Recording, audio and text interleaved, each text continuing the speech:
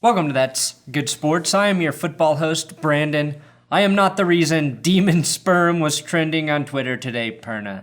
The fact that I did this in the last episode is a coincidence. We love the devil. We love the devil. We love the devil. Devil, devil, devil, devil. We love the devil. Now, if Demon Sperm is trending again in a month or so, the day my daughter is born, we can revisit the topic.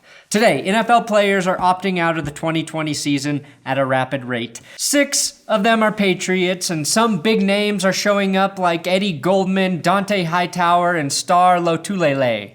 The Chargers, Keenan Allen, thinks he's the best wide receiver on earth. A bold claim, considering he's not even the best wide receiver in his own division. And I have major J.J. Watt news to break today on this show. Whew, that's good sports.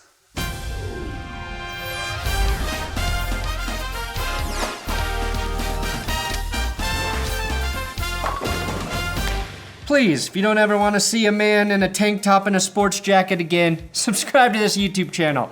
I have big dick Patreon shoutouts for the Husky K9 upping to a massive $20. Vanilla Gorilla 213. Google Lewis Sock Alexis. It's relevant to some current sports events. He's from Stephen King country just like me with a $20 donation. Paul Great Hole-in-One Matt Perkins.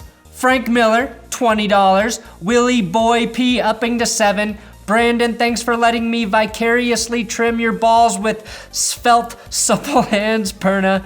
Ken the Clown Kane. The Mexologist upping to $7. Follow Samurai MW on Twitch. Mostly Warzone gameplay. Come talk anything football and interact. Samurai MW is a Broncos fan. Jason McKinney upping to 15. Brandon, I really need to collab with Norbcam, Perna. Norbcam been around a while too on these YouTubes. Kalapawe Market now sponsored by Manscaped. Buy the Lawnmower 3.0 today. Oh my God, I have got Patreon sponsors sponsoring my sponsors in a weird meta world of sponsorships, all favoring me. Oh yeah, patreon.com/thatsgoodsports. That's how you support this channel.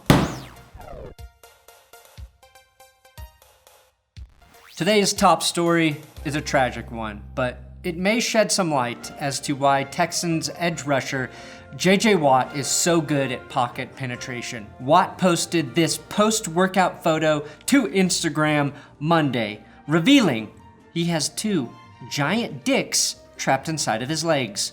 That is the only explanation here, as I have never seen leg muscles that look like that. And I spend a lot of time looking at men's thighs on the internet.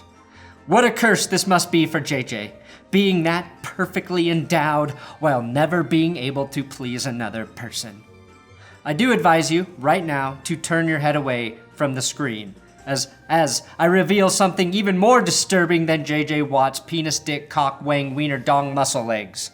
It is Kirk Cousins' sock and flip-flop combo that he wore to Vikings camp.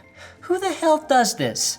Serial killers and people who put ketchup on everything. Segue, Patrick Mahomes is now a part owner of the Kansas City Royals.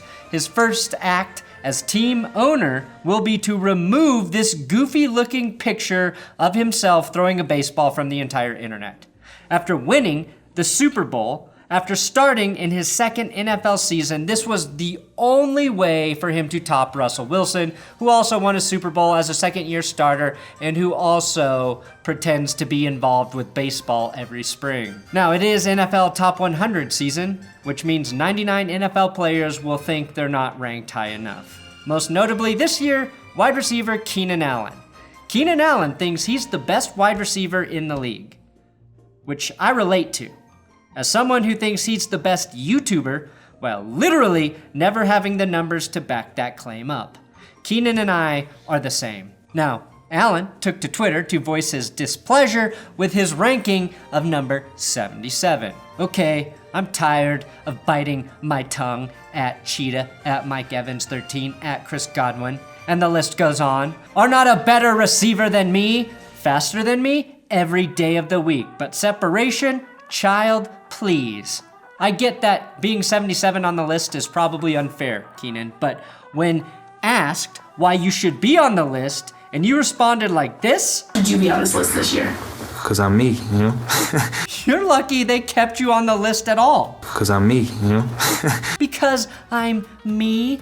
An answer like that makes you indefensible. I wanted to say in your favor, Keenan, that going from 38 to 77 when you actually had a statistically slightly better season makes no sense. I wasn't going to point out how wrong your claim about being the best receiver in the AFC West is, and I certainly wasn't going to cite Ryan Koenigsberg's stat that in 10 games against the Broncos, you've not once had a 100-yard performance. But you gave me no choice because you are you. Instead, I will side with the receiver who is without question more impressive than Keenan Allen in Mike Evans, who absolutely destroyed Keenan Allen on Twitter. You tagged the wrong Chris Godwin, LOL. And don't be mad at us, we ain't make the rankings or care about them. I like the confidence, but be realistic. You not on my level, bro. You know how I know Mike Evans is a better receiver than Keenan Allen? Because Tom Brady signed with the Buccaneers and not the Chargers. Again, I think Keenan Allen is a great wide receiver, but right now I would take Courtland Sutton and Tyreek Hill over him if I were building a team of AFC West receivers. And my prediction is, by the end of this season, people will be more impressed with Jerry Jeudy's route running than Keenan Allen's. Alex Smith, once he passes the team medical physical in Washington, which is conducted with the same thoroughness of a pat-down at an NFL stadium entrance, will be a part of the quarterback equation according to head coach Ron Rivera. Between Dwayne Haskins, Kyle Allen, and Alex Smith, I'm starting Alex Smith if I actually want to win games. Assuming nobody sleeps with Ron Rivera's mistress and is subsequently benched, which leads to a missed block that ends Alex Smith's season, I'd say it is safe for him to finally return. Now, longtime Broncos reporter Nikki Javala, who is now covering the Washington football team, posted this quote from Ron Rivera. Ron Rivera said the last few months haven't dampened how he feels about the organization. I feel very comfortable and very confident in what we can do here. Let me translate what that really means from Ron Rivera. The bar has been set so low that no matter what I do, I will look better than my dipshit predecessors. There's literally no way for me to make this worse as a head coach of the Washington Generics. Now, the big news today are all of the NFL players opting out of the 2020 season. The good news is it's disproportionately affecting the Patriots. Exactly a decade too late. But as I mentioned in Sunday's episode, Chiefs guard Laurent Duvernay-Tardif was the first player to opt out. ESPN is keeping a running list if you want to keep track of it. And while scrolling through it, I noticed something weird. 6 players that have opted out so far are Patriots. And whenever you see a pattern with the Patriots, you know it means something fishy is happening. Sure, Marcus Cannon is a cancer survivor and at a higher risk for COVID complications. And sure, Dont'a Hightower is a new father and has a mom at home with type 2 diabetes. But this feels like the Patriots have figured out a trick play, a cheat before the rest of the NFL. If the Patriots are good this season, it will be a huge testament to Belichick's coaching.